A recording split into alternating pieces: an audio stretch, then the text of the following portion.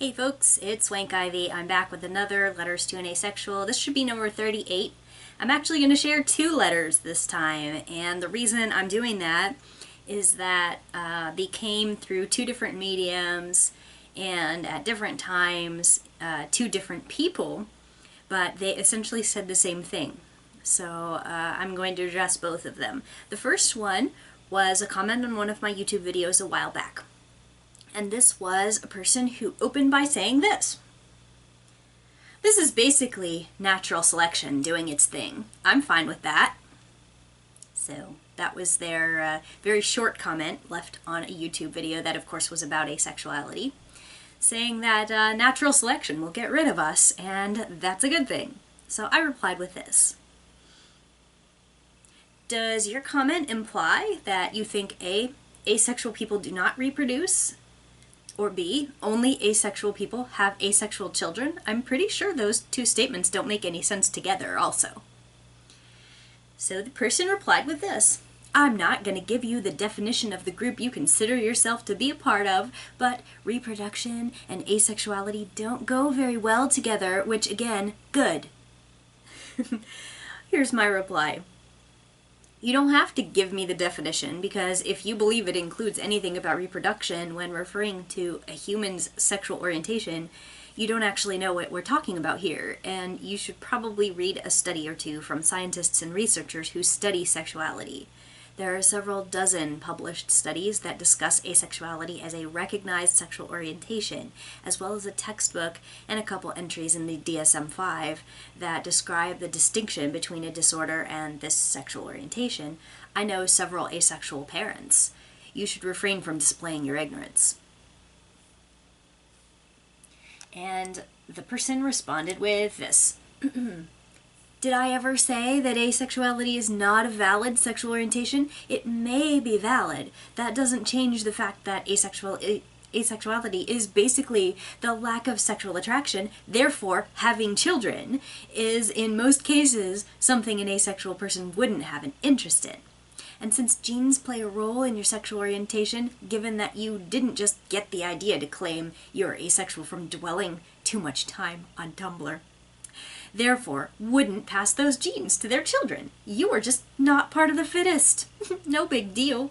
And about the several asexual parents, if they were in fact asexual, they would probably have gone for in vitro insemination and or adoption. But again, that is if they didn't randomly claim they were asexual after reading 10 signs you might be asexual on BuzzFeed or whatever website of this kind. And here's my last response to the person.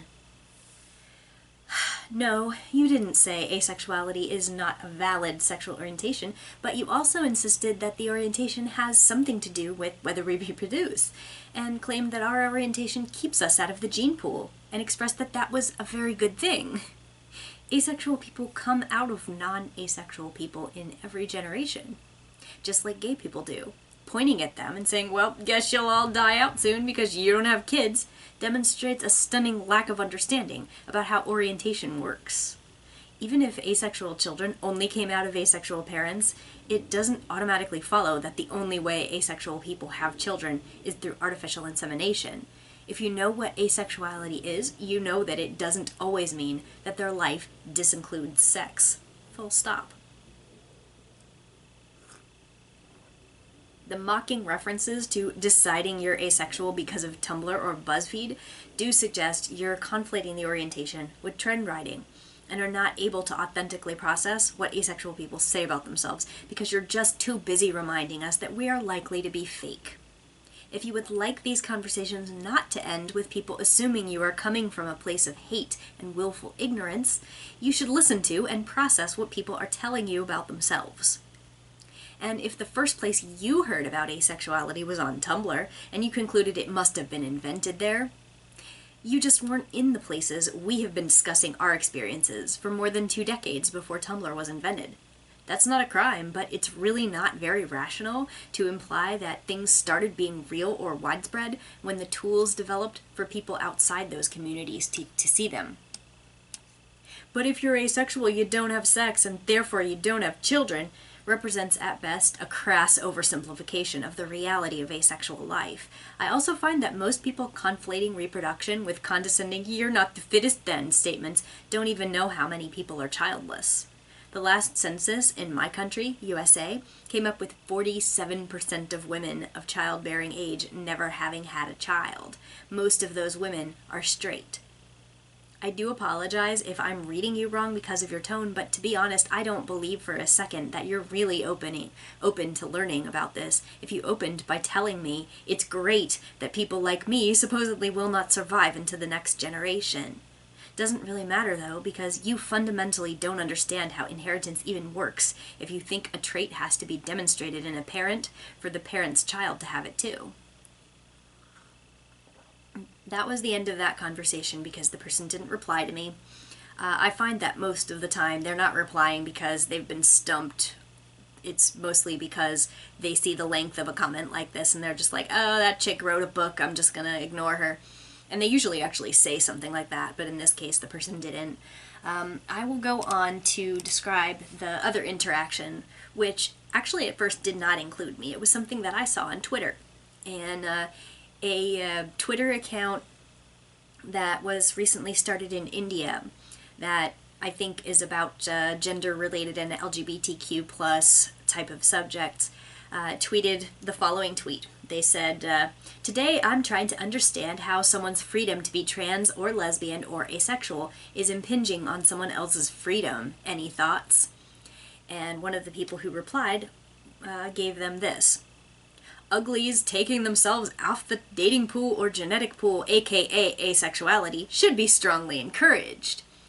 And a couple of people responded to them with sort of ribbing and trolling, and also gave them some educational advice, because after the person made this completely tasteless joke, they pretended that they wanted to be educated, and somebody linked them to Avon. And someone else actually provided a link to the title of my book, which was nice. That's how I ended up seeing this, actually, because I got tagged in it. Anyway, so this is a response that I kind of composed, not directly to the person, but just in response to this. I wrote a little essay about it on Tumblr, and this is how I framed it. I said, okay, so for the record, I have not engaged with this on Twitter because it's pretty obvious to me that this person is a troll and or an extremely hateful person, despite the please educate me line, not just because LOL ugly is such a trollish thing to say, but also because this person systematically made other tweets in response to this to shame and mock the other things that the original Twitter mentioned as well. And I'm not going to repeat them because they're really disgusting. Anyway, but without engaging directly, why not examine how terrifyingly proficient this person is at packing so much fail into so few characters? 1. Asexual people are all ugly. 2. Asexual people do not date. 3. Asexual people, being ugly and therefore worthless, taking themselves out of the dating pool, is a favor to the rest of the population. 4. Asexual people don't procreate, presumably because we obviously don't have sex. And 5. Not procreating is, again, a favor to the rest of the population. Like, really, you couldn't come up with anything better than, haha, you're ugly, no one would date you or mate with you? Really?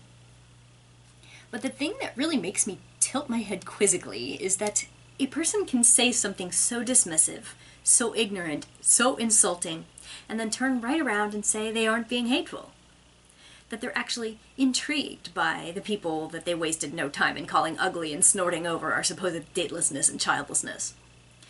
That is just the healthy, normal way to engage with asexuality and with learning about it. Right after you bleated that it would be better if we didn't exist. That's what they're saying when they make comments about being glad you won't breed, of course. Because, you know, it's not like asexual people usually come out of straight people or anything. There's a lot more going on here than LOL ugly, but it's also still disappointing that asexual people are hearing that one so often. That says so many things that are just ignorant, mean, and liable to make the world a grosser place to live overall. That ugly people never find people to date. That if you can't find anyone to date, it's because you're ugly. That being ugly is a major contributor to being judged worthless. That if you don't date, it's because you can't. That if you couldn't find a date even though you wanted to, that would be a great thing to mock someone about. that asexuality isn't really asexuality, it's an excuse for being ugly. That uglies is synonymous with people who don't date or mate. Say it with me now. Ugly people can date, have kids, get married, and live happy lives. Ugliness is subjective. People who are not physically attractive aren't worthless. Most people who are worth dating don't put your physical attractiveness at the top of the list for qualities they want you to have. Asexual people can date, have kids, get married, live happy lives. Asexual people don't have to date, have kids, or get married to live happy lives. Asexual people are asexual because they're asexual, not because they failed at life. Aromantic and non-partner seeking people exist, and not all of them are asexual, and not all of them are ugly. There are people who think they can deliberately shame a marginalized population without being phobic of that population. Sorry about the rant, but this wouldn't fit on Twitter, and people like that person up there are worthless to me except as a cautionary tale on how not to be a dish towel. So, that ends my discussion of these two related but slightly different opinions of people on the internet. And I don't think I need to elaborate any further than I already have. So I will end this one here, and I will see you guys next time with another video. Thanks for watching.